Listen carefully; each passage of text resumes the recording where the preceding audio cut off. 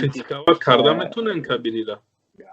اگر چرا نمیتونیم کریتیکوات کردن؟ ما یک فرد آزاد هستیم و هیچ وقت برای ما کریتیکا کردن یگان مشکلی برای کسی نداره. نهضت داخل نهضت ده هستم خیلی ممکنه رئیس کریتیکوات برای چی ممکن نیست کریتیکا یا نمیکنه تا همه وقت کریتیکا انتقاد همه وقت انتقاد میکنن. بسیاری کارهای هستند که برادران میگن این کار باید نشود، این کار، یعنی که استاد کبیری همیشه مشورت میکنه در مجلس ها باید همین کار بکنیم و چند مسئله هست که میخواد استاد بکند ولی انتقاد میکنن که نمیخوایم این کار نمیشود.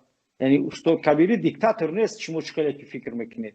ولی نهضتی ها چنان هم نیستند که آن چیزی که در داخل خودشون است اونو در حال رسانه‌ای کنند. یعنی که بحث ها و دیسکوسی های زیاد میگذرد ولی اون میموند میان نوتری پارتینی میموند و هر مسئله که اون قبول شد اون یعنی که به جامعه عرضه میشود، یعنی که همونا عملی میکنن.